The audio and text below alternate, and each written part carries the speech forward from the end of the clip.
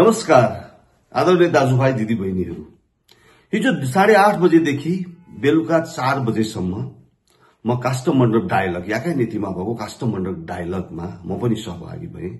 मलाई निमन्त्रणा गरिदिनु भएकोमा आयोजकप्रति हार्दिक आभार व्यक्त गर्न चाहन्छु। त्यो होल डेको त्यसको डेलिभरेसन, त्यसका मोडरेटरहरूको रोल, प्यानलिस्टहरूको रोल असाध्यै राम्रो थियो। तर मेरो अब्जर्भेसनमा मैले पाएको कुराहरू, उहाँ असाध्यै विद्वानहरूको चाहिँ इन्भाइटेड हुनुहुन्थ्यो, राम्रो थियो, सबै थियो। तर कता कता प्रो नर्थ झल्किन्थ्यो।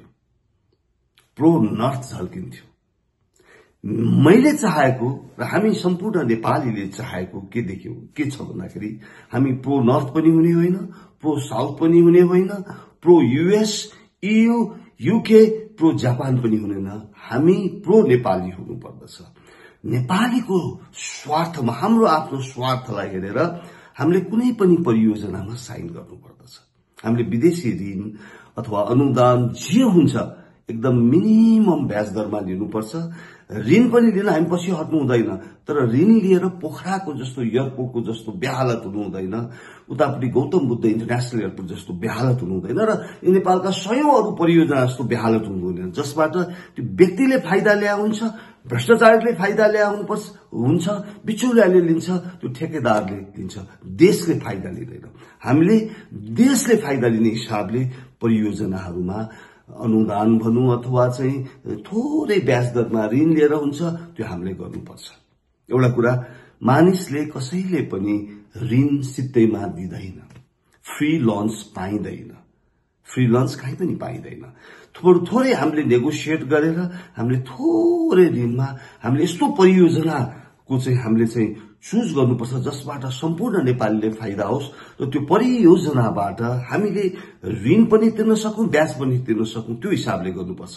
पोखराको इन्टरनेशनल एयरपोर्ट जस्तो, गौतम बुद्ध इन्टरनेशनल एयरपोर्ट जस्तो होइन। र यस्ता सयौं योजनाहरू छन् हामीले 30-35 वर्षमा लिएको। त्यो व्यक्ति धनी हुन्छ, ठेकेदार धनी भएको छ, पोलिटिशियन धनी भएको छ, विमानहरू भ्रष्टाचारी धनी भएको छ, देश धनी भएको छैन। हामीले त्यो अनुसार हेर्नुपर्ने हुन्छ। अब आयो सेकेन्ड पार्ट 2 मा।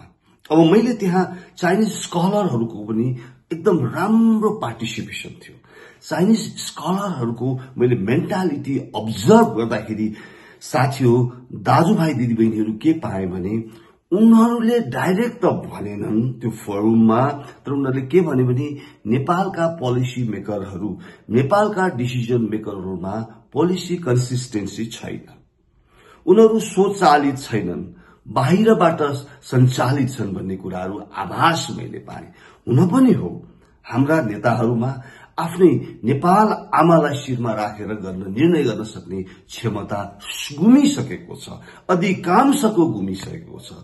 स्वचालित छैनन्, परिचालित छन्। यो कुरा सत्य हो। उनीहरूले त्यो चाहिँ मैले त्यो अब्जर्भ गरेँ। र अर्को मैले के अब्जर्भेसन मेरो के पाएँ भने चाइनिजहरू फ्रस्ट्रेटेड भइसकेका छन्। मलाई लाग्छ 2017 सालमा BRI-मा हामीले सिग्नेचर गरिसकेका छौं।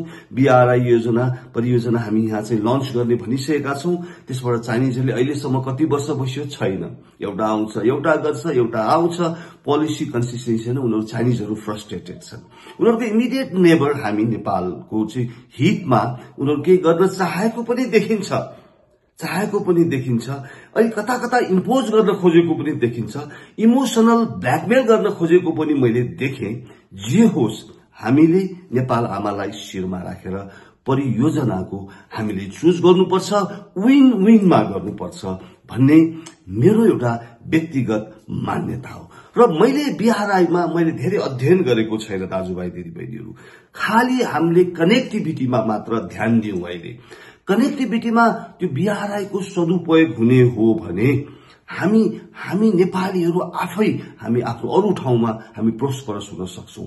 कनेक्टिभिटी मैले देखेको, एउटा लेम्यानको हिसाबले देखेको, 3टा रोड कनेक्टिभिटी, रेलवे कनेक्टिभिटीबाट हामीले ठेक्न सक्दैनौं। रेलवे यति महँगो पर्छ। अहिले चलिरहेको केरुङ काठमाडौँ रेलवे गर्नै सक्दैनौं, थेक्नै सक्दैनौं, हामी टाढ पल्टिन्छौं। त्यसकारणले रेलवे कनेक्टिभिटी होइन, यो ट्रेनमा रोड कनेक्टिभिटी हामीले चाइनिजहरूसँग BRI को फ्रेमवर्कमा त्यो 3टा रोड कनेक्टिभिटी मात्र गरौं, हामीले सोचे भन्दा बढी हामीले विकास गर्न सक्छौं। जस्तै कोशी करिडरलाई हामीले ध्यान दियौं, एउटा चाहिँ केरुङ चाहिँ रसुवागढी चाहिँ करिडरलाई हामीले ध्यान दियौं, त्यो सिधै भारतसँग जोडौं, हाम्रो चाहिँ छिमेकी राष्ट्र भारतसँग जोड्यौं, कोशी पनि भारतसँग जोड्यौं र कर्णाली करिडरलाई पनि भारतसँग जोडौं। यतिमा मात्र फोकस गरिदिनको लागि म सम्पूर्ण अहिलेका डिसिजन मेकर, पोलिसी मेकरहरूलाई अनुरोध गर्न चाहन्छु। यो नै यसैमा हाम्रो भलो हुन्छ, अरूबाट भलो हुन्छ जस्तो मलाई लाग्दैन। रेलवे यताउता अस्तिको चाहिँ फ्रेमवर्कमा चाहिँ डडेलधुराको र उतापट्टि झापाका यी कुराहरू बेकारका यो चाहिँ काम नगरौं। 3टा रोड कनेक्टिभिटी, एउटा कोशी करिडोर हामी निर्माण गरौं, त्यसमा हामी नेगोसिएट गरौं। अर्को केरुङ राजमार्ग रसुवागढी राजमार्गमा निर्णय गरौं। अर्को उतापट्टि कर्णाली राजमार्ग करिडरलाई हामीले प्राथमिकता दिउँ। यतिमा मात्र फोकस गरौं, यतिमा मात्र बहस गरौं, यतिमा मात्र चाहिँ हामी नेगोसिएट गरौं, अनि मात्र हामीले सोचेको जुन एउटा चाहिँ प्रोस्परस नेपालको हामीले जुन एउटा कल्पना गरेका छौं, सबै नेपालीहरू बेनिफिटेड हुन्छ। अन्यथा ऋण झन थपिँदै जान्छ।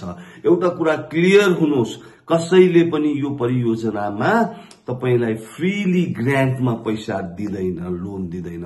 तपाईले ऋण लिनै पर्ने हुन्छ, तर हामीले ऋण लिँदाखेरि यस्तो परियोजना छानौं जुन परियोजनाबाट बृहत्तर हित होस्, नागरिकको हित होस्,